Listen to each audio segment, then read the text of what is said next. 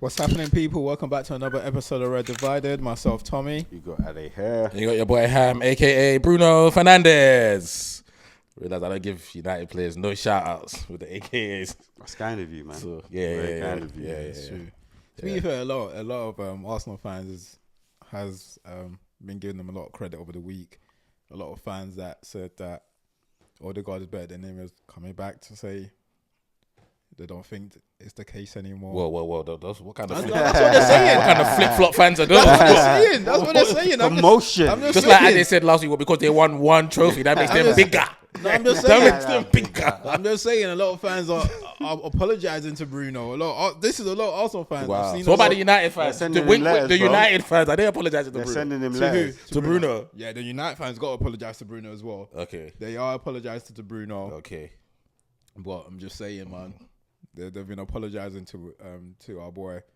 But we'll get into a lot more detail because it's been a big week of football, big European week. The Premier League knows so and so is Premier League doesn't exist It doesn't anymore. Premier League exists. We're going to talk about that. We're going to talk about that. But most importantly, the big week of European football.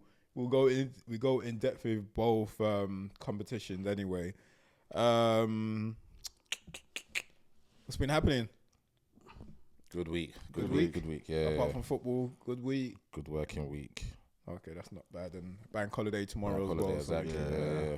I'll take that. And the weather's been good. Weather throughout was the dope. week. You know, right? Apparently It was it's meant to drop Yeah. tomorrow. So Yeah, standards UK now. Yeah. But last week weather top. Yeah, it's been good, man. All right. Firstly, people, thanks for tuning in. Please don't forget to subscribe to the channel. Share this with your friends and family. Turn on your notifications so you know whenever we upload on YouTube. Don't forget we are sponsored by Talk Sayings, the perfume. Go on his website, www.talksayings.co.uk. Use our promo code, all caps red divided, to get 10% off. What else? We're running a tournament.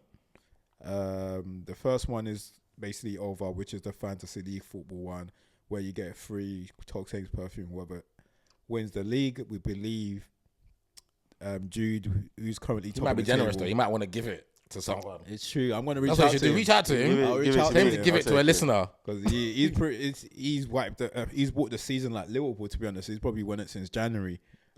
So I'll reach out to him. He might be generous. Might want to give it to someone else. Exactly. We'll see. The second one, Ade, do you want to go into what the second one is? So we're doing a competition where we pick out a random winner from our list of subscribers. Yeah. Target was to reach 2,500 subscribers, but we will also consider less if we're feeling nice. But the target is 2,500, and if we reach that target, we'll pick out a lucky winner to get a PS5 or the monetary equivalent of a PS5, in case you already got one or you don't want a PS5. So, but yeah, to do that, you need to tell your aunts, uncles, lovers to subscribe and follow us on YouTube. Yeah. I know there's quite a few people that watches probably weekly and may not subscribe. So make sure you subscribe and then share with friends or family to being involved in the potential winning of a PS5 or the monetary amount. What next? What have we got? Well, we're starting. Where are we starting? Where should we go first? Let's start with you losers. You guys don't win often, so let's start with you lot. You guys was a good game. All right, let's start this week Premier League game against Brentford. Could have been a lot more embarrassing, but thankfully we got two late goals.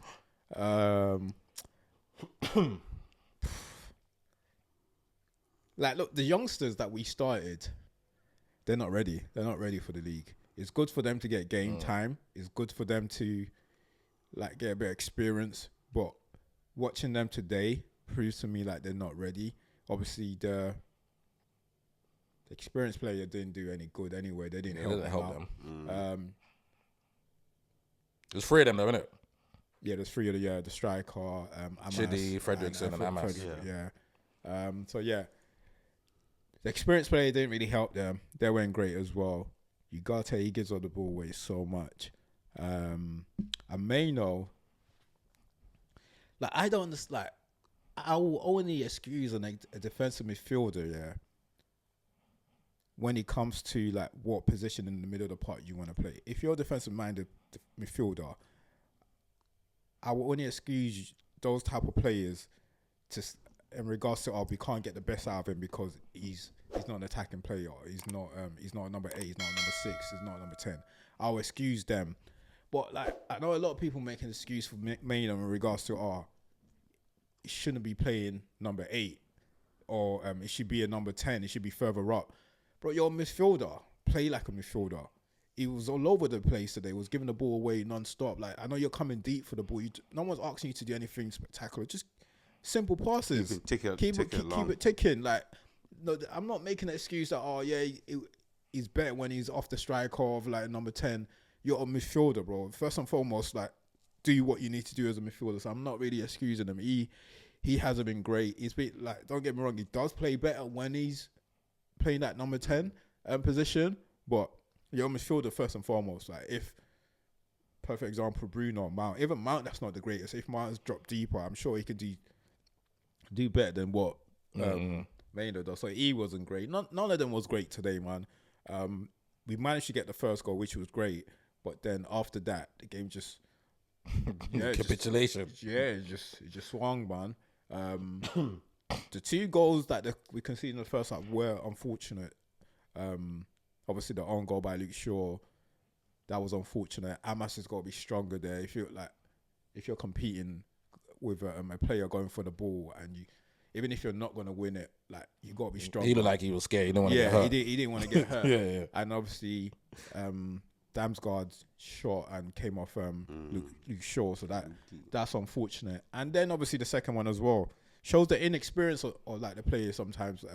Obviously, I think he got injured. They don't have to stop it. They can. Of course not. Yeah, I didn't understand why they were getting mad. mad. There's nothing wrong with that. They can go and play, but that's our main defender anyway.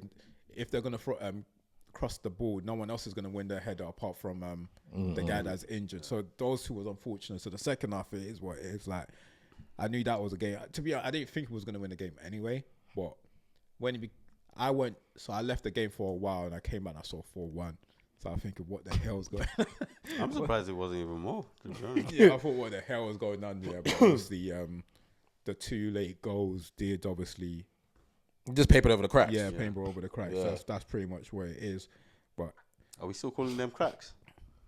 No, I'm saying in today's performance, 4-1, and then when you make it 4-3, it makes it like, if someone didn't watch the game, United lost 4-3, must have been like, because those are some of cracks. Nah, bro.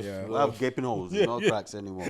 Yeah, no. Look, honestly, I'm not gonna sit and, despite our performance in like Europa League and where we are in the Europa League, even if we win the Europa League, which I'm hoping we do, it's not gonna fix our season. It's also like, it's gonna salvage something from the season, but it's not gonna fix the season. Like, we're slightly different from Spurs. Spurs can win, and they're thinking, because they ain't won anything in how many years anyway. So 2008. So they win that, and that's their season right there. Do you get what I mean? It's their millennium. Do you get what I mean? Like, it's like they can celebrate this for the next 5-10 years or whatever it is. But with us, they're a small club anyway. So. With us, it's slightly different. So I really do want him to start getting it right in the Premier League, and I think it's clear to see like the players' mind are like they're not. It's not in it, man. And he's obviously made it clear he's got to make a decision. He's let them off. He's let them off to just do nonsense in the Premier League now. Yeah, he's accommodated that. Yeah.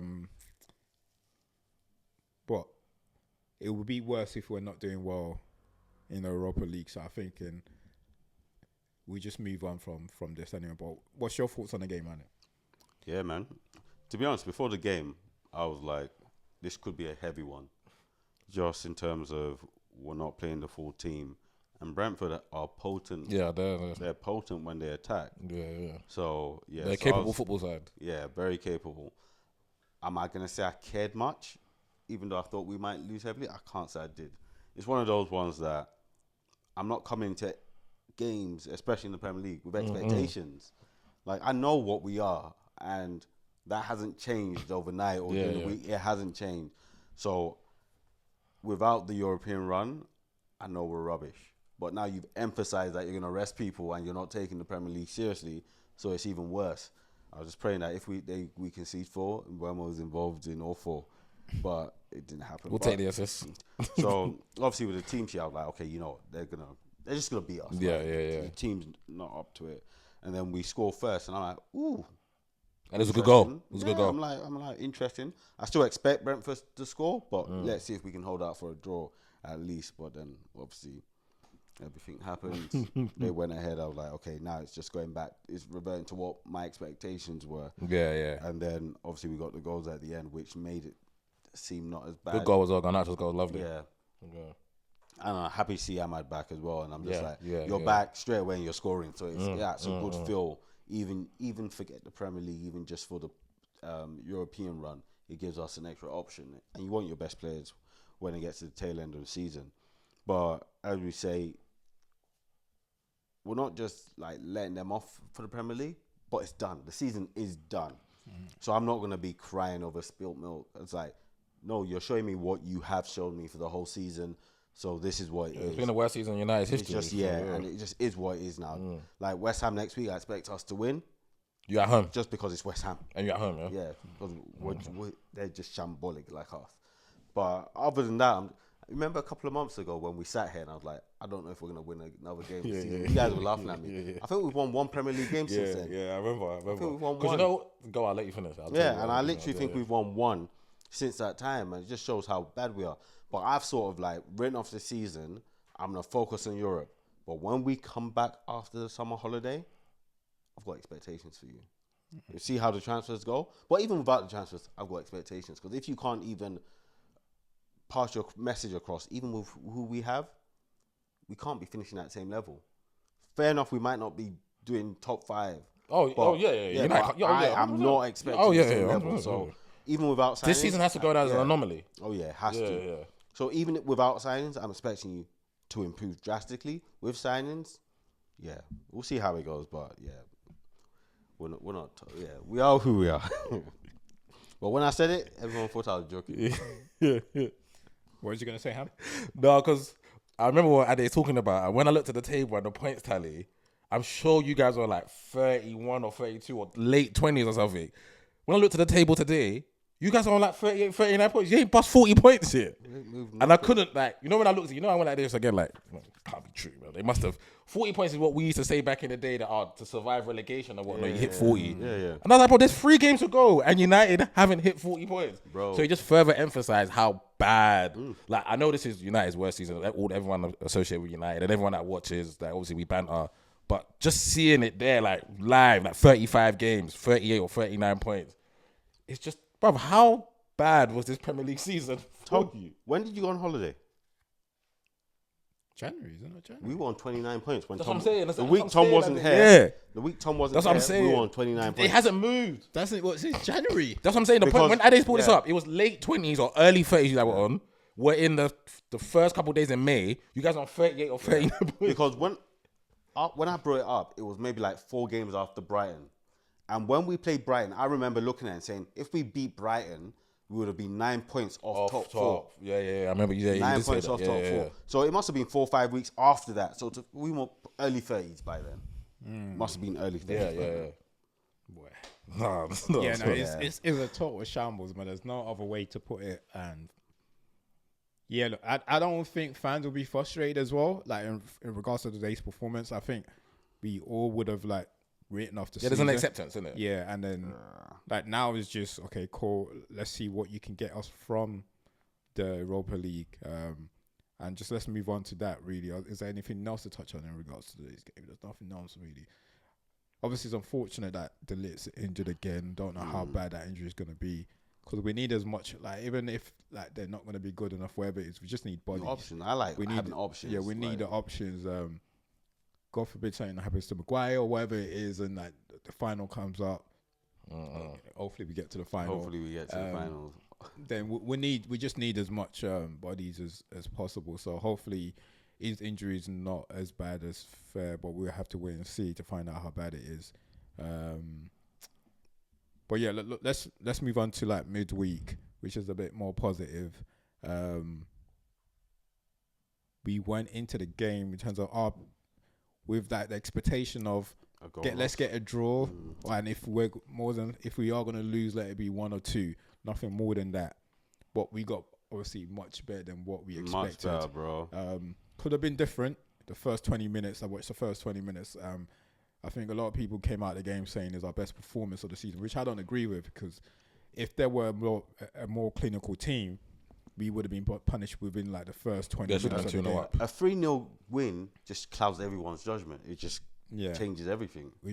But look, there should have, I think people were going on about how great they are defensively, but they're also not clinical at all going forward, and that's what saved us. Naki Williams. Yeah, so that's what saved us. But I was watching the game with Ade actually, so I was with Ade watching the game. So the first half, first goal, Ganacho got one offside pace, but obviously shows that look, there is opportunity in this for us. But then there's 3 players. I told Ade while I was watching it: Dogu, Ugarte, and Lindelof. I could have sworn these guys was playing against us, bro. Bro, they were giving the ball away every time. Like I just didn't know what was I can't understand what was going on. And if they were more like Bilbao were more clinical, because we're talking about them obviously missed 2 chances, but there were other opportunities that it was just like the misplaced passes, just bad decisions. Bad decisions that we it could have been a lot the more. Lindelof block. We were like, my man was trying to get out of the way. It's a good block, but he's trying to get out of the way. I don't know what it was with Dogu. I don't know whether it was like him being nervous by the whole occasion, having been in that situation before. But it was shambolic. I've been complaining about Ugarte for a while. Yeah, now, no excuse for Ugarte. He's played in big tournaments as well. So I've been complaining about him, but them 3 there, like honestly, like they were trying to sabotage us from like the get go. The first 20 minutes could have been different, but when we had a goal disallowed, but when we got the first one, which obviously good work from Maguire on the wing. Oh yeah, not good. Not good. Yeah, I'm about to say the understatement. Yeah. No, it was ridiculous. And that's a player with confidence. Obviously, he's been through a lot, and playing with confidence now is easy. He sat my man down twice. Bro. Said, sit down there, man. And then he tried to go, I told you to sit down there. And then this is also why stats is deceiving as well, because Ugarte will come out of that game with like 2 assists. But he was awful, bro. It was awful in the game. But obviously, after like the first goal, we scored it. And then the second goal, the second one was a pen. I don't know why, obviously, why people was arguing about the red card. It's a red card. As soon as they replayed it once, I was like, that's the penalty, and give him the card. But I can't lie, my brain didn't automatically connect the red card. But I was like, that's a penalty. And then obviously they kept replaying it. I was like, there's no issue here. But when they gave the red card, I was like, oh shit, it's a red card. Yeah, I was with you. I thought straight away, the double jeopardy rule. So I thought if they're gonna give him a pen, he's gonna give him a yellow, innit? Because he's not gonna give him a pen and a red card. That's what I thought. But when they're giving a red card, I knew it was stopping a goal scoring opportunity. But then I did think sometimes they do. And he hasn't gone for the ball. But if you that's what go for the ball. If he went for the ball, go for the ball. If he was so that's why I didn't argue or nothing. When they said it, I was just like, okay, it's cool. But if he was, so a lot of people didn't know today. So it's the. But you have to generally go for the ball. You have to go for the ball. And then but he wasn't going for the ball. He actually pulled him back. So. And I don't know why. You know what? Obviously, it's. I don't want to say foreign players, but it is players that are not this sure. Yeah, that think that. Why do they have to argue every decision with the referee? You blatantly pulled the guy back, bro. As soon as they and there's VAR. The guy was going sick, like he didn't do nothing, bro. You pulled him back. He went mad. Bro, I didn't understand. He went mad. I was like, okay, cool. But you know the thing is, even if you're gonna pull someone back, it's not someone that's not informed anyway. Yeah, like, bro. But he just panicked, though, innit? He just panicked, though, innit? Yeah. He might not even want to score. He might have missed, but he just saw the body and pulled him. Yeah, it was so clear, like there was space to see that you pulled. Because I didn't even notice that at first, and Ade was like, "No, this is a pen." Then I obviously looked up, like, "Yeah, you know what, it's a pen." But I was thinking, why is it taking them so long? And I'm guessing it took them so long because they wanted to be sure the red card situation. But I don't know why that even took them so long, because he was never playing the ball. Yeah. So what was the issue? What was the issue? Because it took long. Because I said, "Oh yeah, give him the pen and give him the card." But my brain didn't even really go to red. And when they gave him red, I was like, "Oh, actually, it makes sense." Yeah, he was never. It makes sense. And then look, 2-0. Obviously, Bruno tucked it away. He was always going to tuck that. Always going to tuck that. And then, like, obviously, the third goal pretty much killed the game. So, like, all I was saying throughout that, the rest of the game I was saying that is that I know this team is capable of F-ups. Like, bro, that's all I say. I know you're capable of F up. I'm not asking you to go and score anymore. Just don't. Just get me. Just don't concede. Yeah. Bro, they are capable of absolutely anything. Bro, Of course. Like they are, like I'm not a fan that can sit there and say, we're 3-0 up. Bro, You didn't watch that second half comfortably, basically. Most teams will watch it 3-0 against 10 men, second half. You know, we've done it before. We've done it before. Like, bro, all I was asking for is, I'm just saying, I know you're capable of it, but just you don't have to prove it to us again. Yeah. We've seen Just it. to reconfirm. When you take your kid out and it's embarrassed you at one point before. If you know what's good for you, don't embarrass me 2 weekends in a row. Like I'm not asking you to do it anymore. Just keep this. And like, if you get a fourth goal, I'll take it. If you don't, it's alright. Just see out the game. See out the game. And I think it got to the point where they probably wanted to just see out the game as well, because they were having to take the 3-0. Take the 3-0 and see what we can get. Like in their head, they're thinking, this team is capable of F-ups. Let's keep it as low as possible. And we'll see. They know if they go there and score first, it's game on. One of their biggest issues was once they conceded a third, they looked rattled. Yeah, they were. Because when they conceded the third that day, they could have conceded the fourth and fifth in that first half. They look rattled. Yeah. And obviously you got someone like Naki Williams where he's missed that big chance at the beginning. Because I looked at it and I was like, what have you done? Because that chance, if you call yourself a striker, that should be in the back of the net. Yeah. As long as you're classified as a forward. I mean, that's why he plays for Ghana and his brother plays for Spain. That's why that's the difference. That chance, because I remember, I think when we saw it first, Tom was like, oh, but when I was like, no, bro, like the whole goal. Yeah, no, that's a chance. That's a chance. Yeah, that's a big chance. Like, big chance. So look, that was game done, tie done for me when it was 3-0 anyway. Yeah, look. You will think so. We hope so. And because of how hope so. the lack of clinicalness that they have in their side. Yeah. You're asking them to go and score 3 goals away at Old Trafford. And that's the only thing with them. They're not clinical on that, and that is the difference, really. That's the difference. And I know that, like we talked about them not conceding, but at the same, they don't score goals, and you see why they don't score goals. But look, you should hope he's done. I think he's done. I'll be honest with you, but I know what my team is capable. We've got enemies within the camp.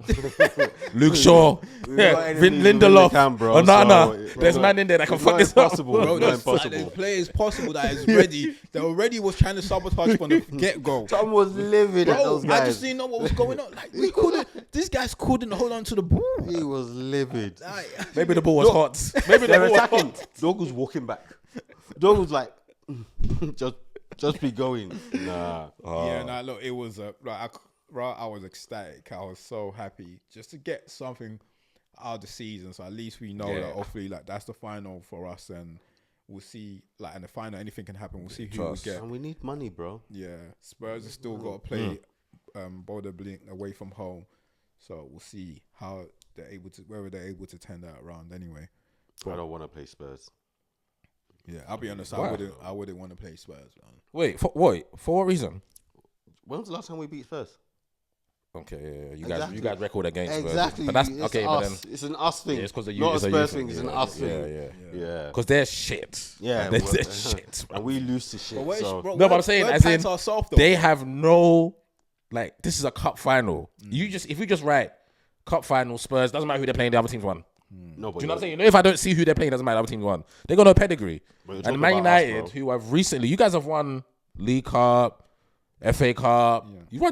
Did you won Europa recently as well with Marina, innit? Yeah, you guys have gone to finals and won them. I think was it Villarreal, but was that a semi-final though? That you lost on penalties with Oli, innit? Yeah. You guys got pedigree, bro. You guys are beating them. You guys get them in the final. You guys are beating them, bro. So the last time we beat Spurs, 2022. Yeah, but I'm saying in the final. You guys get them in the final. You guys are beating them in the final. There's nothing. There's nothing in me that makes me feel you guys. No, but Ange said he always wins in his second season. So Ange can say stats. He's got stats to back it, and we ain't been them since 2022. Well, fair. We lost them 3 times this season. And you guys are right next to each other in the league, innit? So it's a 50. It'll be a 50-50 game. Straight 50. We're holding hands in the league. Yeah, it'll be a straight 50-50 game. So look, we'll see. Anyway, look, we'll go more into. But that goal that Bodo Glimt scored is massive though, because they can easily win the second leg 2-0. It changes. It changes everything. Yeah. I think they are capable, and I don't understand why teams are people are underrating Bodo Glimt, because when we played them at home, we struggle to beat them. They can beat Tottenham 2-0. And the rest of their players when they played us. It's because people don't. You know what? They can beat Tottenham. Let's be realistic. Even commentators, right? a lot of commentators don't know these teams because they don't watch wider football. They do their job, but they don't watch. They know of the English Premier League, English football, and the big stars. They don't actually understand the journey that this team's gone on. And realistically, when it was 3-0, I thought, it's over. But once they scored that one... As soon as they got that one. Because I thought the same with Bilbao. If Bilbao scored one, then it's really game on. That 3-0 makes me think, you guys tie is over. But when it was 3-0, 3-0, I was pretty much dead certain. It was United Spurs final. As soon as Bodo Glimt scored, and it was like 80-something when they scored, I thought they're happy with that. I thought we've got a show next They're week. happy with That's that. the first thing that came to my mind. We got a show. They scored first in the second leg. It's game on, bro. They just got to get one more and it's tie equalised. Yeah, for sure. Yeah, look, we'll go into the final in more depth, obviously, just after like this week's game and see whether Spurs go through. Do you think Spurs can do it anyway, regardless whether it's game one or not? Do you think they'll still make it to the final? I'm not sure. Yeah, I'm not sure. No. Yeah. I think they could. I think if one of the two sides are gonna fuck it up, it's gonna be them, not you lot. Yeah. Okay. Yeah. And I could easily see Bodo Glimt beating them. Yeah. Like easily, bro. That AstroTurf pitch, easily, yeah. It's gonna be tested out. Yeah. So it's gonna be a good game. That's the game I'm gonna watch. I'm not watching you lot, man. That's the game I'm gonna watch. Because as soon, I don't say it. As soon as you lot went 3-0, when Bruno scored that third goal, I just turned off. There's no point in watching it. Me watching that game, I was watching it for Nico. He was already fucking up. He was fucking up from early. They went down to 10 men. When Bruno scored the penalty, I was gonna stop watching it from then. I knew it was game over. I thought, it's United. They're rubbish. They might concede one. And the goal was nice. I like nice. The goal was like bang, bang, bang. Bruno, boom. I was like, ooh, I can't watch this no more. As soon as I saw that, I can't watch this no more. I can't watch that. Turn it off. Cool. Look. It's that's United anyway. We'll go into like more detail next week, but I think we should spend a lot of time on you this week because there's been a lot of noise around your fan base as per usual. We don't have time. As per we usual. got bedtime. We don't have time. We'll start with the Premier League game yesterday because I know I spoke to you prior to the game. We'll start with that. Just before we start, I know you forgot last time Wolves did a double against us. Yeah, but I didn't say it on the pod, so don't come and do it now. I said it in the group. You know what I'm saying? See, there's no respect there, I said it in the group. I didn't even say it on the pod, And I knew one of you bastards was going to come and say it today. I say that. But, look, you all know what Bournemouth has done. Thank you. I'm not going to say it. Thank you. We'll be good this time. This is a private joke. So, but I was, when you forgot the Wolves on, I was so happy. I was so. I got home. I was like, hold on, wait. Did he not do that? I was thinking, God is good. God is good. But look, let's go into like yesterday's game. I actually thought you will rest players. I know people's been making noise about top 5. I think that's completely rubbish. There's no way you're not making making Champions League. Even if you don't win your games, the permutation just is against. Yeah, we're not going to drop out of the 5th. We're not going to drop the 6th. Because they're all playing each other. Yeah, they all have to play each other. Chelsea next week. It's just sweet for media. Yeah, it's just sweet. Like sweet for them to say you're not dropping out. You're not in jeopardy of dropping out of like Champions League position. You might not finish second. You might finish 3rd or 4th, whatever it is. But you're just not dropping out of Champions League. Well, dropping below second is bad enough. No, what's bad about it though? You finish 3rd, you finish 2nd. What difference does it make? You still lose eyes. Wow, losers. Exactly. All it is we were first losers. Yeah. Everyone else might as No, well say exactly. all losers. But look, I'll leave it to you to go into like however order you want to. Whether you want to go to like Champions League first, the Premier League game first. I'll leave it to you to have the floor, and then I'll just ask. We will ask questions. The Premier League game was simple for me. When I saw the lineup, it was just okay, cool. He's obviously going to go to the boys that we lost. So we're at home. We lost the last home game. We're at home. Win this game. Play well. Win the game. And now the boys' confidence is up for the away game. Because obviously we have to go to PSG and win the game. If we draw it on penalties, then if we draw the game, then win on penalties, cool. But the permutations, if we want to go there, win, innit? Yeah. So, and you're damned if you do, damned if you don't. Because if you pick the first 11 and we won, everyone, no one would have said diddly squat. As soon as we lost, it's like, why did he play that first 11? I didn't really I wasn't even here nor there because I get the ideology behind play the team that lost. They're at home, beat Bournemouth. Bournemouth beat us already this season. And mathematically, we've made, because our last results, we've made top 5 we've not locked it.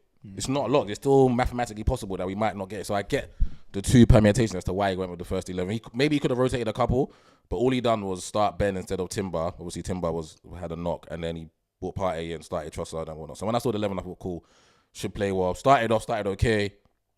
Scored a lovely goal. We had a couple chances before that. Lovely goal for Dek. Partey into Odegaard, into Dek. Lovely, 1-0 up. And then we had other situations in the second half where we're running in on goal and it just got to be the right pass or the right decision. And they just wasn't right. So we didn't work Kepa, but we had enough entries into their box to make the right decisions and whatnot. And you see a lot of half chances. And as I'm watching that, I'm thinking, it's Bournemouth and they're a good side. We have to go 2-0 up for us to be comfortable. Because even when it was 1-0 up, the game wasn't comfortable. There was no stage in that game that it was like, it was 1-0 up and the boys are cruising, it's comfortable roads. Nah, Bournemouth was very much live in the game. So it's still 1-0, nothing's happening and whatnot. We're not killing the game off. And then they bring on Semenyo. Semenyo comes on. I never knew Semenyo had a long throw, bro. Like, what the fuck? I've been watching the league the whole season. Did you guys know they had a long throw? I've heard them mention it, but I've never seen it. Bro, I never seen it. I was even surprised it was him. Bro, he came on, but I've never seen it. He came on, got the ball, launched it in. I didn't think nothing of it, you know. He launched it in there. I just see my boy. That's why I need to start giving casually. I need to start giving players praise. Every time I give them praise, they always hurt my team, bro. Casually. They always hurt my team. I just see Howson just jog out. Just went, like a fish. So as it goes in, I'm thinking, what the fuck? Like, we've conceded from a long throw. Then I'm looking back at it, and I'm even more mad that no one's fucking jumped. Yeah. That no one, nobody's jumped. I don't, for the life of me, I don't understand that. I don't understand. As a defender, I don't understand why you just don't jump. Maybe when I play defense, I always tell my strikers, like if Ade was playing me, I'd say still jump because it might put the defender off anyway. 100%. Even if you don't want to head, you're not gonna just jump. Yeah. The ball can't get launched into your 18-yard box and nobody jumps. So cool, they get 1-1, and I'm thinking we've made the game fucking hard for ourselves because we haven't made it 2-0. It's 1-1, and we're not working their goalkeeper. That's gonna make me feel confident that we're gonna go and win the game 2-1. So if something happens, it's just gonna have to happen out of they make an error or something. And then lo and behold, they get a corner. And I'm thinking, okay, so no one's looking at James Tavernier. Clearly, everyone thinks, oh, he's just by himself. I don't understand why people are by themselves in your box. Like, if it's a corner, it's live and it's a dangerous situation. Everyone has to be picked up. Tavernier, no one next to him. He just has a free runner. He glances it on. My captain is playing WWE with Eva Nelson. I thought the goal shouldn't have stood because it came with his elbow. So I thought the goal shouldn't have stood. But it's VAR. And you know how I feel about the officials in this country. So cool, 2-1, they give it.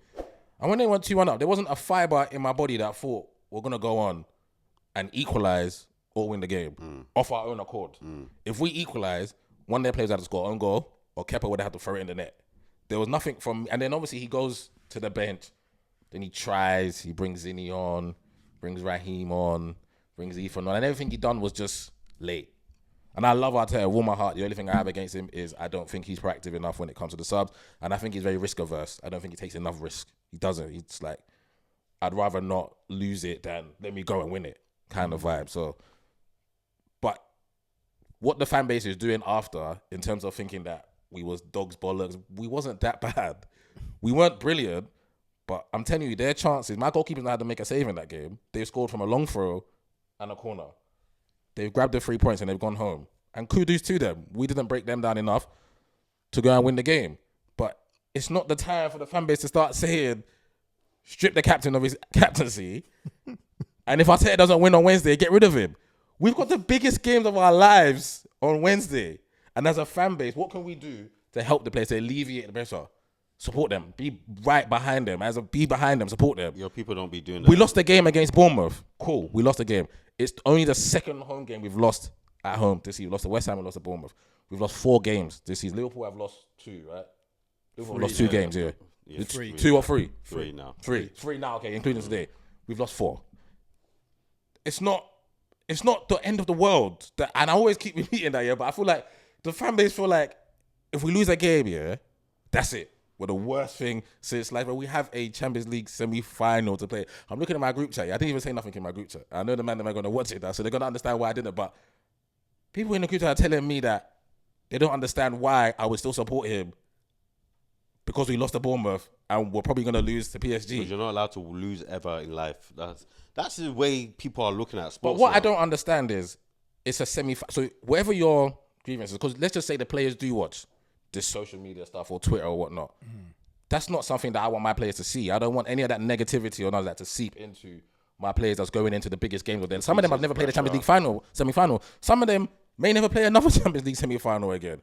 And this is my manager's first job. He's in, 5th year into the job. He's coached us from where we were to where we were struggling 8th and whatnot to now we're in the Champions League semi-final and we're 1-0 down against a good PSG team. Even if Arsene Wenger was there, we could lose that game, you know. We could lose that game. This is not a time to start calling for, let's get him out. Take the armband off him. Someone even said, I don't think we should start Odegaard. Start Wanyeri. I'll wait to part the prod. I think she's even selling. I don't get it. And then obviously going on to the PSG game, I thought man, I don't think anyone performed to their level. That was the most disappointing thing for me. Because every time I watch and I come on the pod, I'm very buoyant that I think the boys will play well. Not Hemi said that again. The boys will play well. Because we very rarely don't play well, innit? But we just come up against a side that we all went and said, it's probably 50-50. When I said Partey's not in, you was, okay, maybe it's a bit 53, 40. Yeah. Those were the fine margins in the game. So if a game is fine margins, that means if the team that you're playing turns up and play well, they're probably going to win the game, right? Because there's not that much in between both of you. And even in the game, you still had chances. Thank you. It wasn't coming out saying, you got dominant. We didn't get absolutely dominated. First 20-25 minutes, that was domination. We couldn't get out. They were popping us about. They scored a lovely goal. Me and Tom spoke off air, and I thought it was Deck's fault. I thought the goal was Deck's fault. I thought there was no need for him to fly out to go and help Timber so early and leave the most dangerous person in North London other than Saka free. Because as soon as Dembele sees the ball, he looks around him and said, right, it's me, myself. Oh, okay, I don't mind if I do, mate. And that's a crap, because whenever Saka got the ball, did you ever see Saka in space at all for the whole 90 minutes? No. I saw them build a wall like this and look like this on Saka. It looked like Mendes, Kvaratskhelia, Vitinha, Fabian Ruiz, and wherever you go, son, you're going to see 4 of us. And you ain't getting nowhere because that idiot on the other side, he going one-on-one with Hakimi. He ain't never going to beat him. Your captain, he's having the mare. Don't worry about him. He's not doing nothing. So the only person that is affecting the game, that had a good game, was Mourinho. The only person that could have affected the game was Rice. And that's when he creates that chance for Trossard. I thought the chance in the first half that Martinelli had, same again, there was nothing in me that thought that guy was going to score. There was a fantastic bit of movement, a fantastic bit of play by Miles, and I feel like it deserved a goal. But I didn't think it was a great save from Donnarumma because I don't think Martinelli's done enough to work him. I thought the save from Trossard is a great save. Yeah, that was a great save. That's a great save. That's a fingertip round the corner. I think if Trossard could replay it, I know exactly what happened there. I'm not an expert or nothing, but I know that the first touch for Trossard wasn't great. So you know when you try and touch with that side foot, the ball goes that way. So it forces him to shoot with his left foot. Trossard is both-footed, but predominantly right-footed. So the chance was enough for him to touch it, open his body up. The goal's much bigger for him now, isn't it? Because his first and second touch isn't right, it pushes him that way. So the goal, he's narrowing his angle, isn't it? So it's a great save from Donnarumma. And then after that, we didn't really have big chances, but we was in the game. I thought in the second half we was in the game. And then once we haven't scored, it's then flipped to now they've got the chance that they can kill the whole tie off with Barcola. And I thought Barcola's got to score. When he was running in, I was literally just waiting for the net to bulge. And then Ramos, I don't know what Ramos was doing. That's a player that doesn't play enough football and doesn't have enough confidence. Because there's no way... offside or not offside, Champions League semi-final, you stick that ball in the back of the net. And then you look around and say, was I off? Was I not? Because let's just say we do win the game on Wednesday. They'll live to regret that chance. The Barcola one, he's got to score, but you can miss one on one. The Ramos' one is, you're by yourself, big man. Like, Saliba's coming all the way from over there to come and you're by yourself. So when that didn't go in, it was like, okay, cool, I will take the 1-0 now. Because I felt like before the Barcola and Ramos chance, I thought we was coming into it, we might nick an equaliser. But then once they had their chance, I was like, okay, cool. We don't want to risk that. Yeah, we'll take the 1-0. And I thought, last point, it's very evident that what Arteta's seen in Rice to say, you know what? You're a fantastic player. He was brilliant for West Ham in that role. But that's not your position for me. Because in that position in the 6, you need to be able to break and then turn defence to attack pretty quickly and break the lines. And you could tell from Deck that he hadn't played in there for a while because I thought his positional play was a bit all over the place. But that is attributed to how PSG rotate in the middle of the park. And you could just tell the gaping hole that, they're definitely missing a Thomas Partey in here. That gives us a bit more control and his passing ability and whatnot through the lines. So I do think Thomas will be a big plus for us. But it's not like Thomas plays on Wednesday. It changes. We're going to win the game. Or Thomas plays on Wednesday and we're going to drastically play better. Thomas can play on Wednesday and we can still play like we played the other day and they can still pop us off the pitch. My only hope is that And I never wish bad on anybody. It's just that Dembele, please. I heard that your hamstring is not all the way on it. Maybe you shouldn't risk it.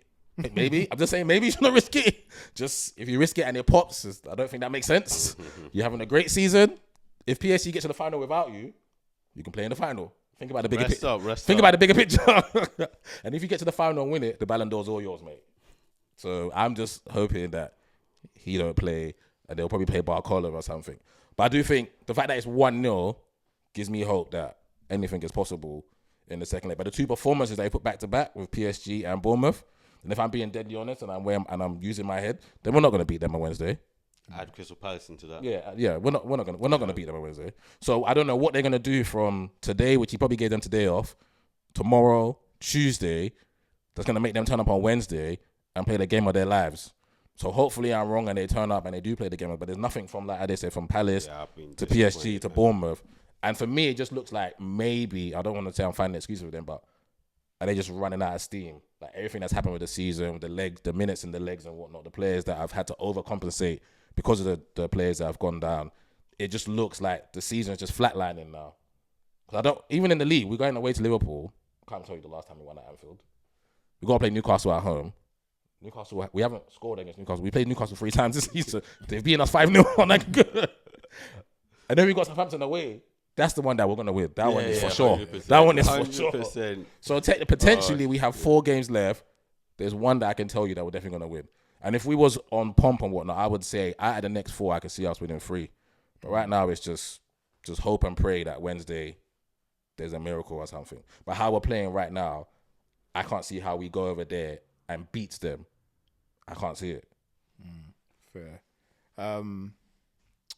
Just to touch on Tuesday's game, obviously, I agree in regards to, I think they were just a better team on the day. I think we already spoke in regards to the Rice situation, where I think it was a contribution of things that led to that situation with that goal itself. The first thing was Martinelli. I think you guys was pressing 1-on-1. I think there was I think on CBS they were showing it, and I think that's one of the first things I re-pointed out. Martinelli was right next to the ball, then he moved away from it. Because when Dembele picked it up, he moved away. So everyone else was going 1-on-1. He could. So what they were saying on CBS is that forget what's happening with. Yeah, forget Hakimi. That's Hakimi, forget all of that. Forget whether if what Hakimi does, you should be the first one to get at Dembele. He didn't. The second thing is obviously yes, Rice came back and then Rice went, but that's the second thing. Rice went. I think Rice went because of the position where Timber was at. Timber, if it was at the edge of the box, fair enough. Timber was backing in all the time. By you backing in, you're going to give him an opportunity to shoot. Whether he scores or not from the short, that we don't know. And that's probably where he felt pressure to go and back him up. And if he realised, he probably knew that there was supposed to be double manning him. Because apart from that situation, all game there was double manning him. And Saka was back, and Saka was nowhere to be seen. So there was double manning. So he's probably thinking, "Oh, Sugar, where's Saka? He's supposed to be helping you." And he's probably panicked and went. The last point was Marino. You can't senselessly just run back, because he ran back. He was just running. When he did get back, rather than you holding the edge of the box, so if Rice was to tuck and go right, then you move into Rice position. You ran right into the line of the defense. What are you doing there? How are you going to help them? Because if they cross the ball and you're not the one that's going to header it, it's going to be Kivio or Saliba. So he didn't need to run into that line of defense. He should have just hold the edge of the box. And if Rice goes, then he covers. So I think there was contributing factors to that mistake. It's easy to look at Rice and thinking, oh yeah, he just ran. Yeah, he panicked. It's admitted, you can clearly see that he panicked. But he clearly worried about the player for him to panic, to thinking as good as Timber is, he's probably thinking our manager's probably told us we have to double up on him all the time. And straight after that incident, they were doubling up on him all the time. Even one time they tripled up on him when he tried to claim that penalty, because I think he went through 2 players. Yeah. And then Timber. So I think that's that situation. I think that's with the goal. And I think you are right. I don't think you can really pinpoint anyone in the team that played well. But then when you're in a situation where Partey's not playing, and we know how good Partey is in the ball defensively and we're going forward. There's one central midfielder that you want to take control in situations like that and needs to turn up in a game like that. And that's Odegaard. I'm not going to go into the captaincy stripping on because I think that's rubbish. Stripping, man. I think that bit, like, you can, if a player don't play well, talk about him not playing well. The captaincy is he's a captain for a reason. He's not just a captain for Arsenal. Everything he's also a captain for his international team. If he's that bad, why is he? Because Holland is there as well. There's other players in Norway. They can give it to Sanderberg. so his performance, I think, even if you could, like, not to excuse anyone, but he couldn't afford not to turn up. He couldn't afford, and he was probably one of the worst players on the pitch. And I don't know what it is with him when it comes to shooting, because we're talking about Saka getting double man, triple man. That means you must have a lot of space. There must be space for you. So how you're not, and he did get a lot of the ball. He did get the ball, but a lot of the times when he does get the ball, and that's another thing, I wouldn't be saying much if he didn't get the ball. If they make sure that he got a lot of the ball, but his first thing is to facilitate. Well, sometimes you got to forget that. You can shoot. You haven't tested the keeper for how long, and you're still trying to pass it left, right. You couldn't find a pass. You couldn't have, I'm sure. And this goes back to us saying he's a system player, innit? Because he heavily relies on Saka. Heavily relies on like that trio we always talking about on the right hand side, and even heavily relies on Partey. Thomas Partey always building up, starting the play at all times. But at times you have to take the onus and say, you know what, I got to do something different here, and he didn't in that game. I'm not going to go into any other games that he hasn't, but it's been a lot of times where we've had Arsenal fans specifically has talked him up a lot about him being this top midfielder. He hasn't proven in that game, and in order for you to be a top midfielder, this is the type of games you need to turn up and show up, and he didn't do that. So I know you're a huge fan of him. What your thoughts on these performances on the day? Yeah, no, I don't think none of them played well. I thought the only players that played well for me when I came off I thought Mourinho had a good game. I don't think he put a foot wrong. I thought Miles was brilliant as well. Saliba made that last ditch tackle on Hakimi, because I even forgot about that chance that Saliba made the last ditch tackle. But other than that, I don't think none of them played well. I thought Saka was forced to have a bad game because of how much attention he had on him. Trossard didn't do nothing. And yeah, you're right, Martin didn't do nothing. But the thing with Martin is just like, you can lose the ball because you play in a position where if you lose it, we're losing it that high up anyway. But it's almost like, if I try this and it don't come off, we're going to lose the ball, and I'd rather retain possession. I'd rather you try it. Like, you're trying something, and I'm a type of person, when I watch a game, if I see you trying something, I'm gonna commend you for trying something, rather than instead of the reverse is on, and you know you got the ability to play the reverse pass, but you go, it might not, so let me go to my left winger, or let me give it to my midfielder to go to the left winger, and that's what he's got to forget. When we play on Wednesday, it's got to be. I'm not saying forget all your principles, because whatever made you the player you are, I'm not saying forget all those things, because that's why you are Martin Odegaard, that's why Saka is whoever. But I'm just saying, in this game, in this one-off game where we have to go for the win, then we have to try more things. We have to try certain things. Okay, we might not have tried that if it was, I don't know, a league game or something, but it's away to PSG and we have to try something. And if it works, it works. If it doesn't work, it doesn't work. But when you go to that changing room, know that I tried everything I could today. Rather than, because if you do that, then the fan base, the sensible fan base will know that you give it your all, innit? You tried everything, innit? And they were just better than us, which is fine for me. Because I'm not watching their midfielders. Their midfielders are not doing anything risky. Fabian Ruiz and João Neves and Vitinha, but they got different profiles to you. They're different midfielders to you. I don't rate them as, I love Vitinha. I think Vitinha is fantastic, but he does different things to Martin. Martin, we've profiled you to be our most offensive player. So whether you like that position or not, maybe next season he talks to Mikel and says, I want to play a bit deeper, you know. That's a decision you guys can have for yourself. But as right now, you're my captain, you're my number 8 at the back of your show, but you play highly offensive. You have to affect football games. But it's not just you, because I hate when the fan base try and scapegoat that. He's the captain. He's got to carry the mantle. He's got 10 other players on there as well that have to run for him. I played midfield. I just played up front. You played on the wings. If people don't move for you and stuff, you can't do nothing. People have to make runs for him, and he has to find them and feed them. It's not with like people not making runs, bro. He's got to shoot. Why he doesn't shoot sometimes don't make sense to me. I get that though. I get frustrated, but when I watch him, Mesut Ozil, one of my favorite players of all time. Mesut's whole thing was, if I can assist, I'll assist rather than shoot. And it's just certain players are just like that. Bro, even if it's, bro, And we've seen him shoot. We saw him score 15 goals that season. And like 6 of them from outside the box. And that's what I don't understand. Like, it's not as if you don't have the ability, the technical ability. Yeah. You clearly do. Why all the time you get the ball, especially when you know what he looks for. You're always looking for the man. Like, bro, he done one yesterday against Bournemouth. He was literally on the edge of the box, and I think he shoot. And then he tried to dummy it and lost the ball, and they went on the counter attack. And you've got to shoot. And the only reason why I point him out because the rest didn't play bad, but we don't rate the rest as highly as him. And when you play games like that, and it doesn't you didn't win the game. You don't win games. You go at the so-called best players, and he's the so. We know we can give an excuse for Saka why Saka didn't, because they've got like 3-4 man on them. After Saka is him. For me personally, some people 100%. Some people might say him then Saka, but for me it's Saka then him. And it's them two. Yeah. Then what was you doing? Because he had a lot of the ball, bro. I've seen the ball a lot in his feet so many times in the game. The only thing is, I'll give him it, and he's different. He didn't have it in dangerous areas. Everything was picking up was in spaces where he has to try and make things happen for himself. And like I said, the reason why I say he's a system player, he's a bit like me. You lot play with me. I'm never going to beat no one. But I need people to play with. I need 1-2s and to make things happen, innit? So on Wednesday, I'm just saying, whatever it is, whatever we done Tuesday didn't fucking work.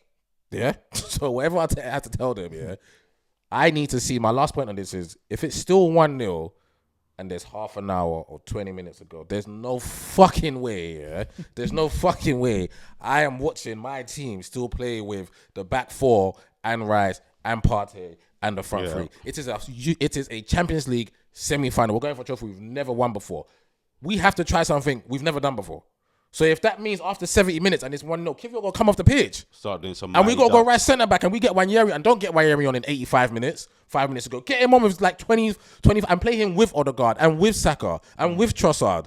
And if that means Martinelli's got to play left back for the last 10 minutes, then that's what he's got to play for the last 10 minutes.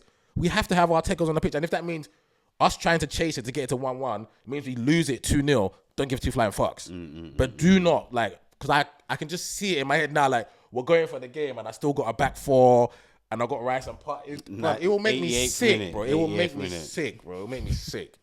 It will make me sick. We have to risk losing the game to win it, bro. We have to. How do you see the game shaping out today? Ooh, I think it's going to be another tight one, I think it's going to be... Ultimately, the game needs discipline, right? And that's why I thought if you guys do play Inter Milan, you'll struggle against a team like that because they're disciplined. So if PSG want to see this through, I do think they need to be disciplined. Whether or not they go for the goal, because I think you guys will be like, don't risk anything early. You don't risk anything early if you can keep it 1-0. So I think either they decide just keep it calm first 20 minutes, or they're like first 10, 15. Put them under pressure. No, but I think that's what they're going to do. Goal, that's what they're going to do. Lock it down. Yeah. So I think it's going to be one of those. But the way they played at the Emirates in the first 20, you would have thought they was at home. I think that first period is going to be key. You expect them to play that, and better at home. Yeah, and if they do get that goal within that period, I think it's done. You think if they score first, if they score within the first 15 minutes, I think it's done. I don't think I can't see you guys systematically coming back into score a game 2. Without them scoring any more. I just don't see it happening. And obviously there was a stat yesterday, mad, that you guys, yesterday was the 10th time that you guys have dropped points after going ahead in the game. That is madness. So whereas before I'd have thought if you guys scored first, I'd have said, Arsenal are going to take it. But I haven't heard that, so I'm like, I don't even trust you guys no more. And as I said, Arsenal's a team I rate, but the last few games, I just haven't seen it from you guys, whether it's just being sloppy, being tired, it just hasn't been impressive. But yeah, I do think if you go behind that PSG game, I think it's done. And now I'm not even confident that if you score first, that you're going to see it through. So I am leaning more towards PSG. PSG going through, yeah, I can't lie. Look, I thought I was leaning towards Arsenal, but obviously given what's happened now, I have to take into account what's happened in the first leg. I still think it's a tight game. I honestly think it's a tight game. I think you're going to keep it tight first, you would first hope half. so. You hope so anyway. In the first half of the game, and in the second half, I do believe that's when the game will start to open up, because, as you rightly say, it's a semi-final. You have to start taking chances. If the score first,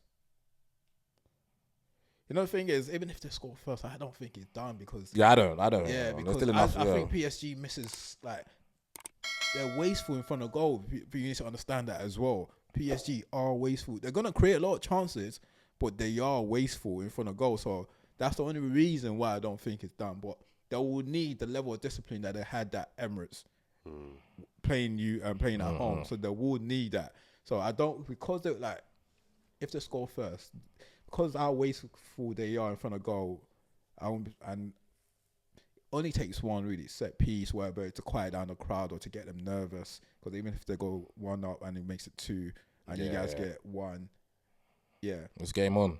It's game on. So like, but I'll still obviously for me, I'll go PSG as favourite. So I went into the other game saying, was it 53? Yeah, you was PSG because of Partey weren't playing, so he was more like it was 50 to 40 something. Yeah, But now I'll just say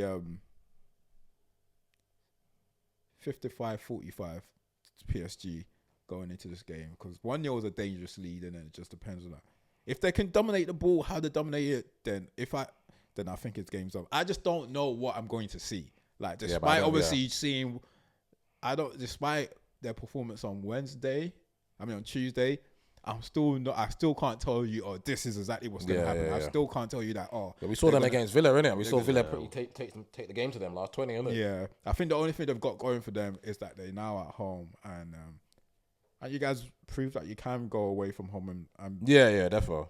Be a big team with Real Madrid, but this is a different ball game, so it's not Real Madrid. This team works for each other, you can clearly see. So as much as you guys are up for it, they're also going to be up for it, but I'm leaning towards PSG. Yeah, I don't mind. Like I said, losing the game is not. If we lose, we lose. But it's just how we lose, and I need to see. I need to see my manager grow in this game. So I need to see his coach. I need to see. You're gonna help him. But you get my point. I need to see him, even if it's just trying something that I've never seen. But I need to see him grow in this game because this is the first time he would have been in this, isn't it? So okay, cool. So don't go there and just say, okay, 4-3-3. Like, just, you know what I'm saying? The same thing you do all the time. Mighty Ducks, V formation. Yeah, like, dude, like, come on, man. Like, dude, like, I don't want to see Saka play wing back or nothing, yeah? But I've seen Saka fall back to right back or left back for England. And we saw it in the Euros. Remember when we needed, he scored and then we went to like a 5 and he was a wing. Even Gareth was trying mad shit. Gareth was trying mad shit. We have to try mad shit, bro. We have to. Even if it means, if he wants to keep you on the pitch, no problem. Put him up front. Put him up front. Play 4-4-2. Let him and Mourinho play up front again. I win everything in the air. Do you want to buy Harry Maguire? I will loan Maguire for the game. You want to buy Maguire? Nah, but touch wood, somehow, some way, whatever happens, we're in the final. Like, however we get there, we're in the final. Cool. Look, we'll see anyway. We'll see how it goes. A lot of your fan base they want him gone. Yeah, they don't think you're going to make it. Yeah, if we don't win it, they want him gone. They don't think Odegaard. Like, I'll be honest with you. I'm speaking to, like, I know, like, forget social media. I'm speaking to, like, friends and family members that are Arsenal fans, and, like, they're not just going to say anything for saying its sake. Like, they were pissed about Odegaard, and they want Arteta gone as well. So it's like, I swear they want Arteta gone? Yeah. They want him gone, brother. Yeah, so I've got, bro, I swear that. I've got two man. sides. Bring them on the pod, man. So we'll try and get, maybe we'll Bring try them and on get, the pod, man. Let's debate, bro. yeah, we'll try and see if we get someone in next week. Let's debate. Tell me how a man that takes on the club that your club was on his floor, it was on his knees, by the way. Our father, Arsene Wenger, didn't win this tournament with us. Do you know that, right? He didn't win this tournament. Our father didn't win back-to-back league titles with us. Remember, and this is our GOAT, legend forever. We love Arsene Wenger and whatnot. But when Arsene Wenger, and this is not his fault, but the club, when we moved to a different stadium, we was handicapped financially, right? So what was we doing? Top 4 became what? A trophy for us. So it became embedded in us that if we finish in the top 4 for the fucking fantastic season, now we challenge for the league. Oh, if we don't win the league, get rid of him. It's not good enough. Pardon me. The reason why you challenge for the league is partly, I'm never going to say it's only Arteta, but he's a big reason why we challenge for this league and why we are in the Champions League. So you're basically saying to me that after 5 years of this process, let's get rid of him, fuck it off, and let's bring someone else in. And then the worst thing I hear is, just bring me someone that can get me over the line. Who the fuck is out there that's going to guarantee saying that Arsenal are going to win the Premier League ahead of Liverpool and Man City next season and going to win the Champions League ahead of Barcelona, Inter, and all these other teams? Who are we getting there in world football that's going to guarantee you guys are West Because if we get rid of Arteta, then the next manager coming has to win, right? Because what's the point in getting a new manager to do a process? You guys are West Ham fans. You and West Ham fans are the same people, basically. I don't get it. I don't get it. Well, I just can't get my head around it. We'll get someone in because we can both sit. Me and Addy can sit and obviously pose questions for you, but it'll be nice to get an Arteta fan can be right in front of you. So they can pose their argument to you, and you both can have a conversation because we haven't had an Arsenal fan all season. So I just want to sit and have a bit of popcorn and just watch to see what. We've had one. Who? Manny. Yeah, Manny's still like he's on the. I know he's Arteta out here. He tried to act like he wasn't. I know he played it down. I know he played it down because he said again. He played it down because remember when he came in, he tried to. Remember I told you before the Palace game when he said if you lose to Palace, he has to go tomorrow. So it was like, it's crazy. When he came in, he tried to act like a bit more diplomatic. I need someone that's gonna be brave enough to go at him and say, no, I want him out. Throw the table. That's what I want. So we'll find someone to come here because like. I hear what you're saying, but I say, look, this is not me. No, I feel this way as well, though, because the reason why you guys got Arsene Wenger, I'm gonna say Arteta Wenger, Arsene Wenger is because you was complaining about just making top four, because at times he wasn't just making top four, he was also challenging for the league as well, but he didn't win it. Whether you call it a challenge or not, once I only like challenge twice. Yeah, so you didn't win it. The whole purpose of you guys getting rid of him is to win the league, though, and you haven't done that. And you're not winning. It's been 5 years. I get it. It's a new manager. It's a decision that the board has made to get a manager that's never managed before to take over. So in their eyes is what. Therefore, when they brought him in, how many years were they thinking to give him before he can win something? And that's what the questions some Arsenal fans will pose. That yes, we are playing better football. Yes, we're competing year in, year out. But how many years can we give him? Because in there, they might say, I don't think he's ever going to win something. So how long do we need to keep? If you want us to back this manager, how long do you want us to keep giving him before it was? Because not only he's not winning the big stuff, he's not even getting us the small stuff to appease us for now. And that's what a lot of the other managers did. When Klopp didn't win it, they were still picking up the small stuff. Klopp's a better manager than Arteta. Picking up stuff, but that's what a lot of their arguments as well is. But we know Klopp is a better manager than Arteta, but we can't. They got to give me Tom, my argument is always going to be they have to give me a novice manager that's gone into a big club. That's what they got to give me. They can't say what Conte done with Chelsea or Mourinho. Those are established managers, big managers that have won stuff. My manager was a coach, a number two, and came to us. So whatever number twos are out there in world football. That after 5 years, that's what I'm saying. So that's the argument. So if they come with me and tell me this manager never managed before, was a number two, went to this big club and won this, that, and the other. But it has been done. Fair enough. Fair enough. So there's. But they got to show me it's like Enzo Maresca. Enzo Maresca had managed Leicester before he took Chelsea. Yeah. My manager never managed nowhere before. Pep was Pep. Pep was it no? He was Barcelona B. Yeah. And he came to win the thingy. He never seen anything before. Same thing with our manager of Sporting Lisbon. He came out. We did come out of the first club. I can't remember. Is it Braga? It was at Braga. Braga. These managers come. They ain't managed anything. I'm not saying just because they've done it. Like it's different league. Yeah, because put my manager in the Portuguese league, we winning everything. It's different league in it. So Sporting ain't never won anything in 50 years. So he's come and done stuff. So these are the examples. But look, this is not me. I don't really care, bro. You guys can.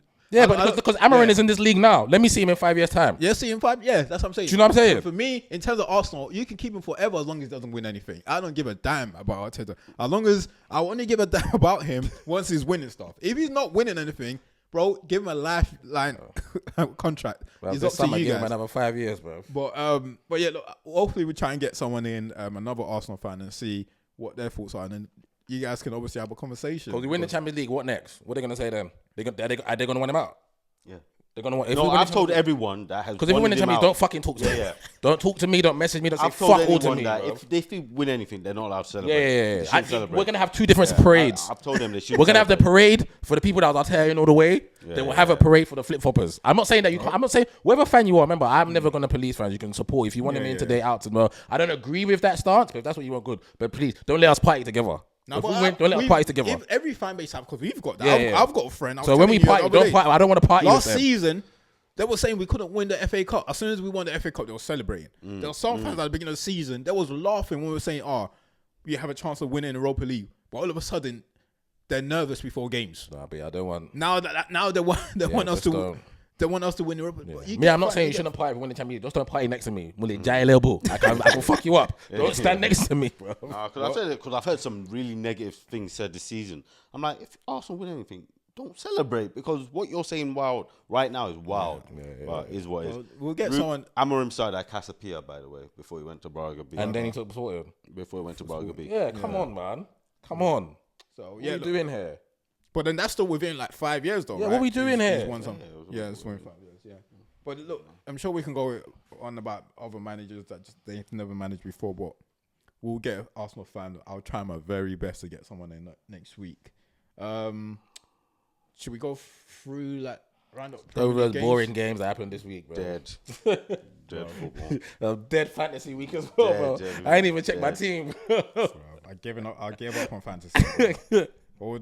Congratulations to all the ones that have never beaten me before. That's beaten me. I've given up, bro. I messed up big time. Bro, this week was dead, bro. Obviously, Matt. That's a question I'm going to ask you. So, City and Wolves, 1-0.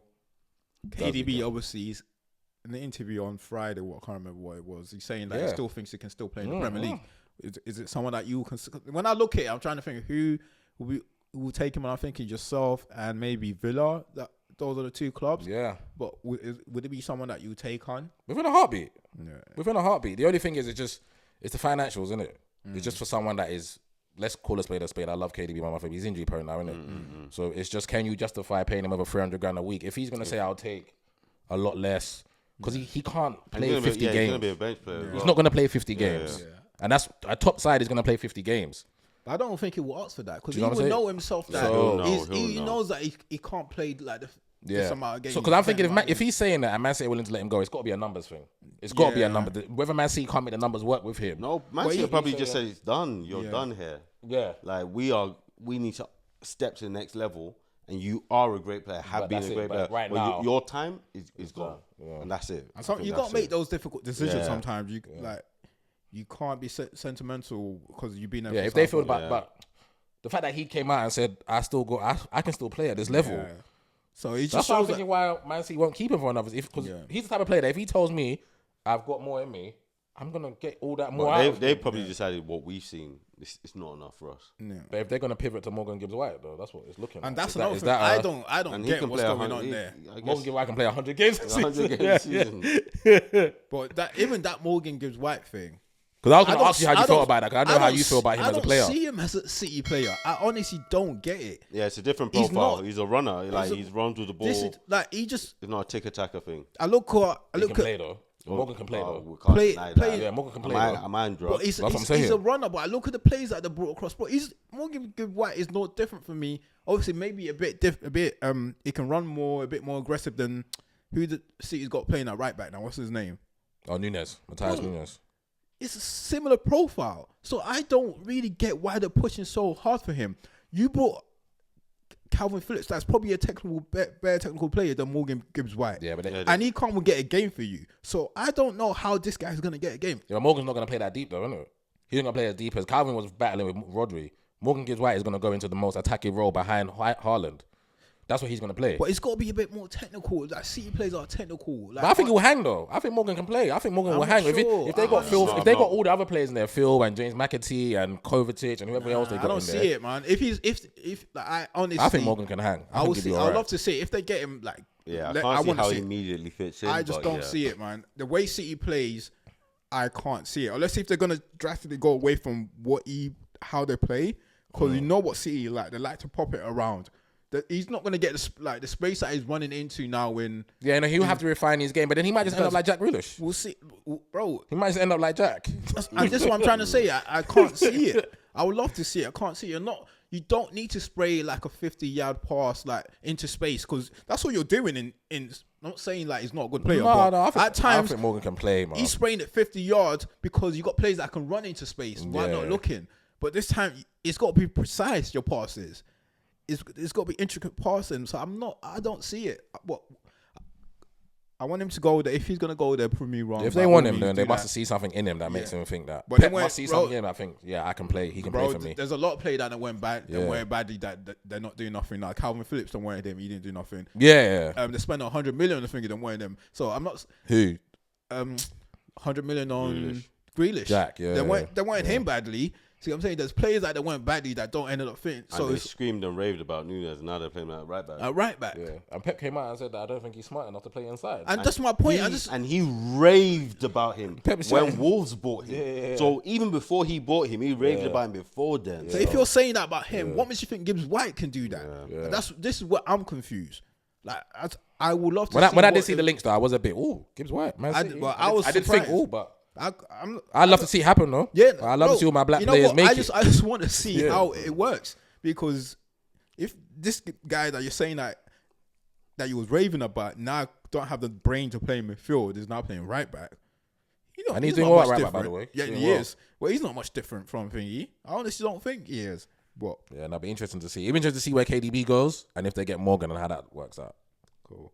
Another player that I forgot to mention last week, actually, I don't know whether we'll leave anyway, from Frankfurt, striker, Ekitike. Ugo Ekitike. It was like, I know we was talking about not taking the lap last week, Ade. Would you take Ekitike? Probably no. Yeah. Because it wasn't a down play on the lap. I just want someone that's certified. Yeah, that's why I was waiting to slap you if you said yes. Yeah, I just want to. He don't guarantee goals either. That you would say. But he's got a lot this season. Yeah, but I'm saying I didn't want a bags man. That is. You want someone that's been bagging. Yeah, that's exactly. Yeah. Would you take him? No, I've already got. I think I tweeted it. I tweeted a pecking order of strikers. He's on the list, but he's probably like number 4 or 5 for me, I think. What's your pecking order? I think I got, obviously, Isak number 1. I didn't look at it like I'm mad. I got Isak, Gyökeres number 2. Obviously, because we've been linked to Benjamin Sesko. And I do watch Sesko in Leipzig, and I do think that it's just his age for me. 21, his shot power is mad. He's got legs to run in behind. So he is number 3 on it. Those are my 3. But that one was more because we got linked to him. So I started watching him more. Scored a mad goal yesterday. Even though it was an open goal, it was a mad goal. Still a mad shot. He's on there. And because Liam, that's 30 mil. And then Ugo Ekitike, he scored quite a bit. And he's youngish as well. Played at a big club. Didn't quite work out. He's gone somewhere else underneath the radar. Bagged goals. When I've seen him play this season. That's why I say there's strikers out there. Because even Moise Keane, you could say, okay, can he come back to the Prem? He's more mature. Can Moise Keane come back to the Prem and play? I think so. I think he'll bag goals in this league. Nah, I wouldn't take Moise Keane, but I watched. But exactly, but why do you say that? Is it because you've seen him in the league before? I've seen him play this season as well. Like, I don't think he's like. Because if you stack his numbers up against everyone else, he does the numbers just like all the other strikers. Numbers, I just like he can't play. Like Moise is not like I would take the lap over Moise Keane because the lap can play. Like Ekitike can play. These strikers that you're mentioning, they can play football. Moise can't play football like that. He's just gonna get you the numbers.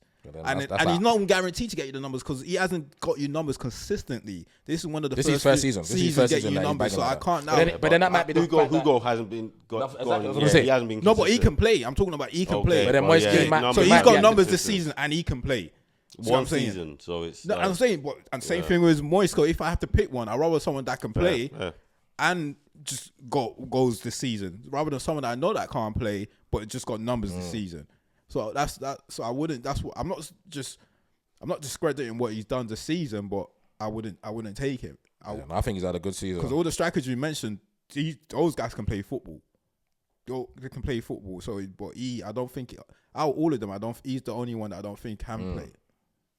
Look, we're going to like players at the end of the season, players that we want. It will be a good like debate anyway to go into. A lot of this debate in regards to strike positions that our team needs at the end of the season. Villa beat Fulham 1-0.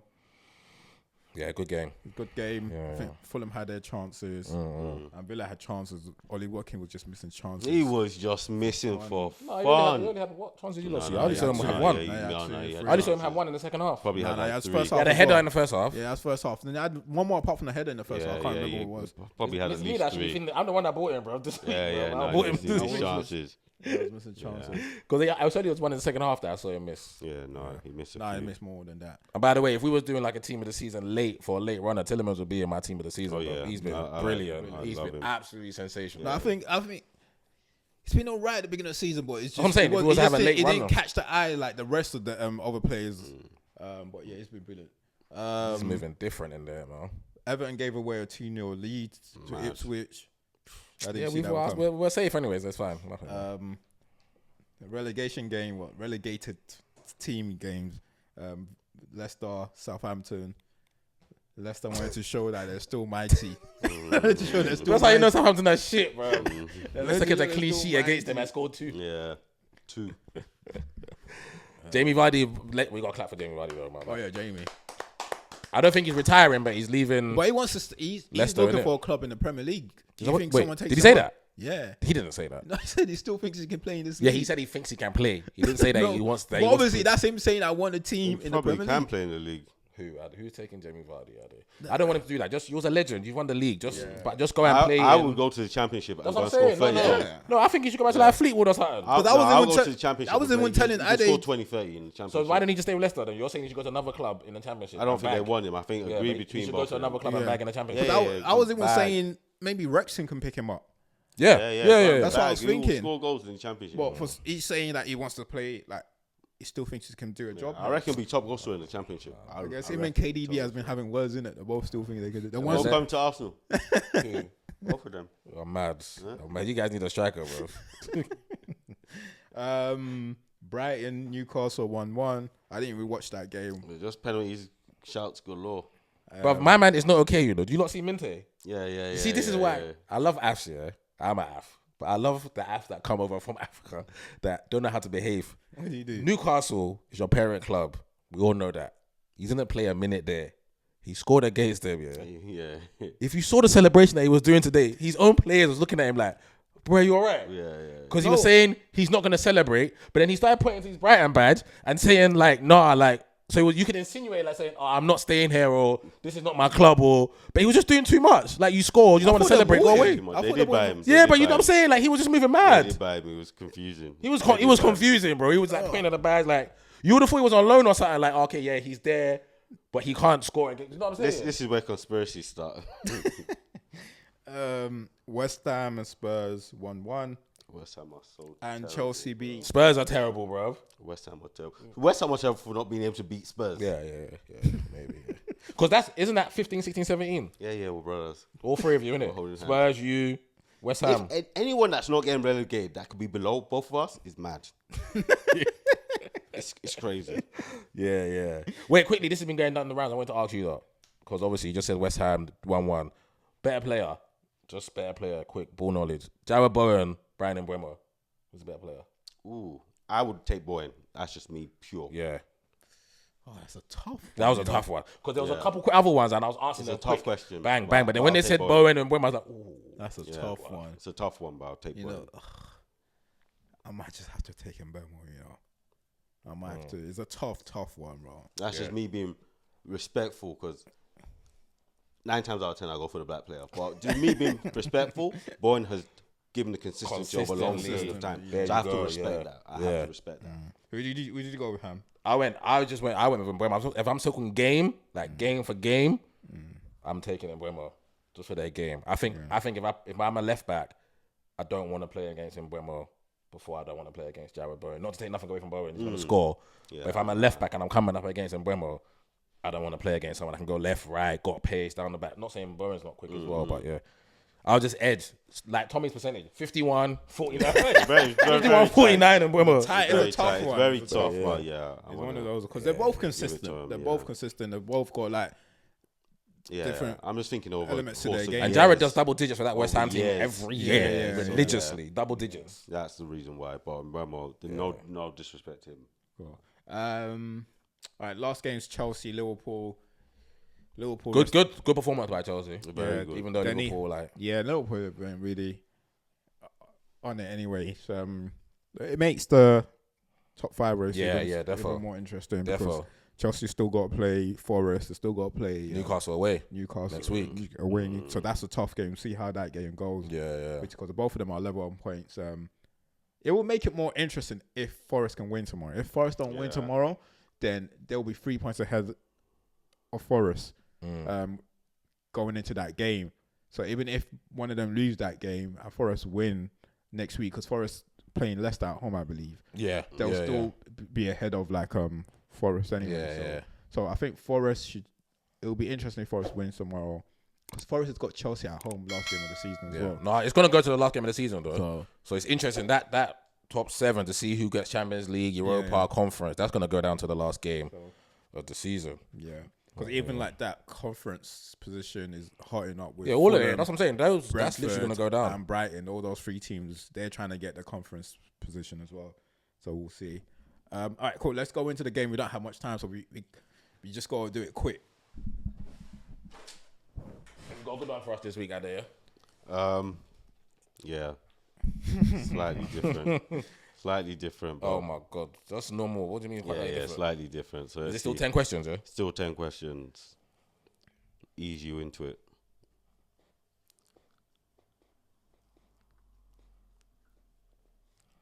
And you know what was annoying today as well? What's The way the commentators are talking about Cole Palmer, like, bro, the guy ain't scored in like how many games? Like 16, 17. Bro, it was like 9. I think it was like 19 or something. You told me, or something mad like that. Yeah. Bro, the way Gary Neville was wanking him off in the game today. Pause, bro. I was like, Well, that's what they do, man. Flipping heck, bro. I was saying the other day, bro. God forbid it was Saka that went out much game while scoring. Oh my God, bro. I want to hear the end of it, bro. All right, question 1. Which team plays at Carroll Road? Which team plays at Carroll Road? Question 2. Carroll Road, yeah. Carroll Road, yeah. Who was the first Italian manager to win the Premier League? Oh, is this man Italian? Who was the first Italian manager to win the Premier League? Bro. Which is question 2. Is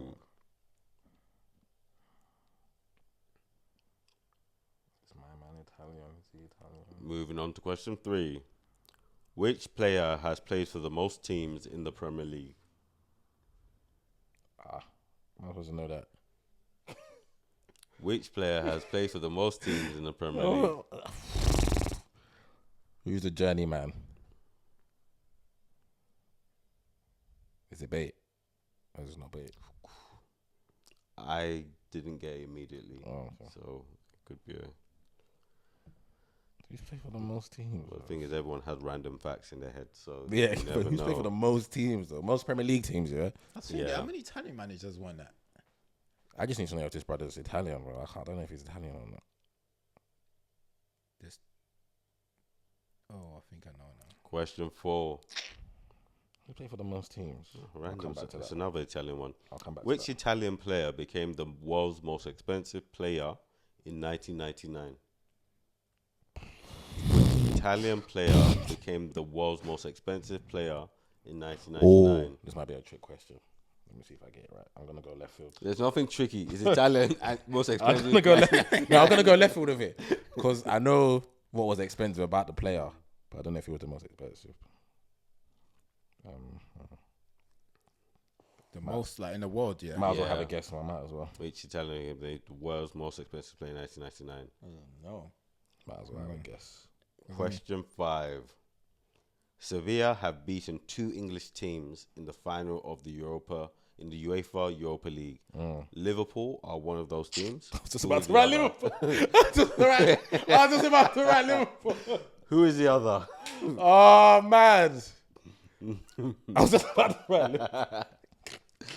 Mix it up there. Oh, okay. Who is the other? Who's the manager for Sevilla? Was it Thingy?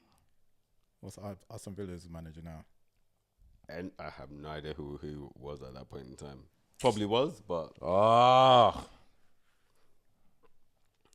my wife just sent me a message. What do I want to eat tonight? Yeah. Tell her you want Italian. Oh, man. Wait, so Premier League team, yeah? Yeah. Sevilla have beaten 2 English teams in the final of the UEFA Europa League. Liverpool are one of those teams. Who's the other? All right, let's go. Number 6. Who scored Brazil's goal in their 7-1 semi-final defeat loss to Germany at the World Cup 2014? Oh, I don't know, man.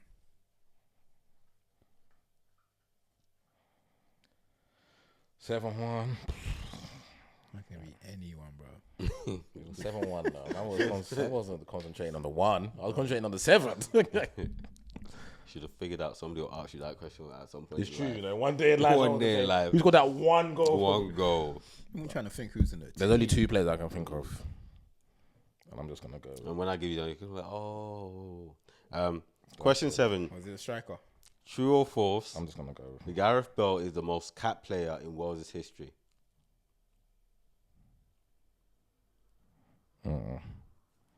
True or false? True or false? Gareth Bale is the most capped player in Wales' history.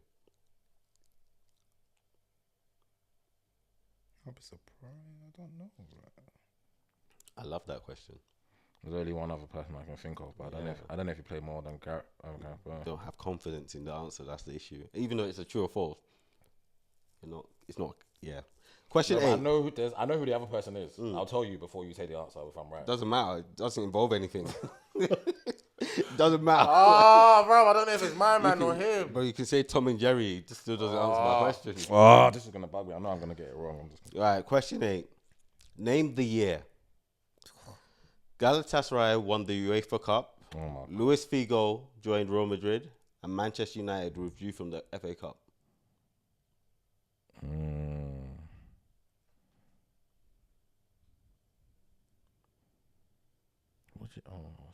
Name the year. Galatasaray won the UEFA Cup.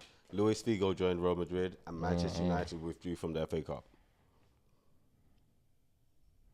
Okay, so it's not that year because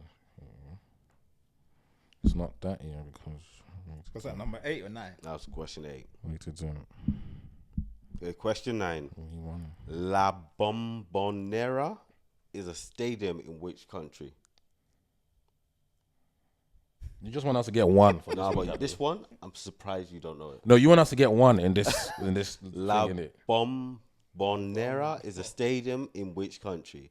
And there's a reason why. I know. There's a reason why I think we should all know this answer. Okay. And when I'm asking the questions, I would like to know why you know the answer. No, wait, yeah, don't worry. If I get it right, I'll tell you what. If I get it wrong, then I'm gonna know what the other one is. All right, and question 10. In 2012, in which African country did Rivaldo play his club football? African country or continent? African country. Did he... In which African continent? Damn. Pause. Pause. I couldn't afford him.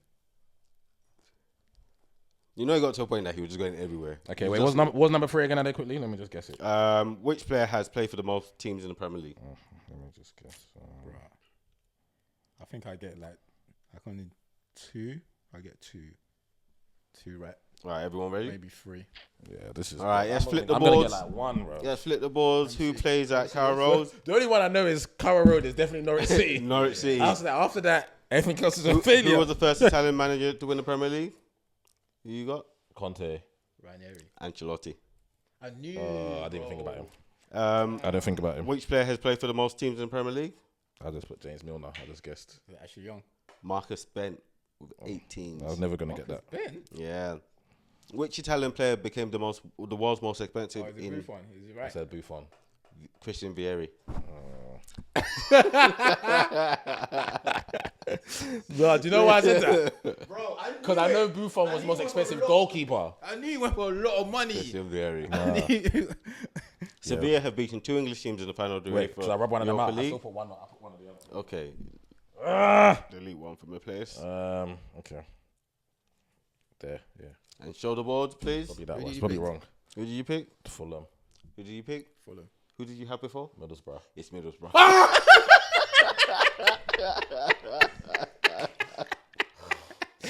Because before I saw Middlesbrough on it, and I was like, I wonder which one he's gonna rub out. I actually saw Middlesbrough on it, and I thought, fuck. Well done, mate. Oh, for fuck's sake, man. Who scored Brazil's goal in their 7-1 loss? I said Oscar. I said David Luiz. It was Oscar. Got that. Mix No, up- you're not going to mix write up. David Luiz. I couldn't think of the players, man. True or false? Gareth Bale is the most capped player in Wales' history. I said false. I said true, yeah. But then I think it's Gary Speed. It's true. Okay, I'll take the answer. I'll take it. Second is Gary Speed. I don't care, bro. I asked you the question, and No, that's but all I know. that's the only thing that was fucking with I'm me. sure it's not gigs. It wouldn't be gigs. I know Gary Speed played bare games. What is bro. it? Right, name the year. Like, rest in peace, obviously. Yeah, rest in Me peace saying to I Gary don't care Speed, is separate. Name the year. Galatasaray won the UEFA Cup. This- Figo joined Real Madrid It's and got to be Manchester this United one. withdrew. Is it 2000? It's got 2000. I said 2003. It's 2000 because we just won the treble. Because we won the treble, innit? So it's have to be the year after we won the treble. Oh. Yeah. Oh yeah, you definitely. La Bombonera is a stadium in which country? Brazil. What did you write? Argentina. Why did you think it was Brazil? Because of bomb. You said like bombiera. So it's either Brazil or Colombia. The Why country did you, that why has did you bomb. write Argentina? Just the La Bomba sounds like So it's Argentina. Argentina. Swear. If you play football in goals, Yeah. they've got all the stadiums Yeah, with the flags yeah, on with the flag thing. next to it. Yeah. Yeah, The it just, Argentinian one is La Bombonera. it just sounds like Argentina. Yeah, that's I why. just- Yeah, Argentinian because you said one? bum. I just thought Yeah. it was bum. The Argentinian one is actually La Bombonera. I thought it was bum. And in 2012, which African country did Rivaldo play club football? Yeah, I said Egypt. You were never, but both of you were never getting this anyway. I just say South Africa. Yeah, I just threw it in there. Angola, you were just What never- the why are you asking would questions that never you get know? it. You would never get it. I'm testing your depth. Your depth. So what you guys That's not bad. I got 3, bro. That's good, decent. I'm Still, so happy with the. You guys did well, Christian man. Vieri one. Christian Vieri. But No, honestly, honestly, shout. I had Ancelotti first in my mind, but I went with Ranieri. I'm not gonna lie, that was a relatively tough quiz, so you guys have done well to get that. And yeah, I'm trying let to us think know which what one you would got at Which one home. would I have got right though? The Middlesbrough one, banter, because I literally saw Middlesbrough There you go, and I just you left. can't even properly. Just left. You can't even say, "Are you sure?" You know, like on most quizzes, they say, "Is that your final answer?" And it was literally there. You know, I literally saw it and I was like, oh, well done, lads. Well done. Good effort. That's it, innit? Thanks, people. Thanks for tuning in. Don't forget to subscribe, share this with your friends and family. And if you're an Arsenal fan, you want to be here next week, and you're Arteta out, I only want Arteta out fan. Don't listen to him. He's trying to do divide and conquer. Arteta out fans. Okay, And me you too. I only want Amarin out fans here next If week. you They're want not to be here invited, next bro. week, I want Amarin out reach out fans. to me. I can set up the stage for you. Set it up. Next time you see me, I'll be a Champions League finalist. Hopefully not. Peace. We out. Peace.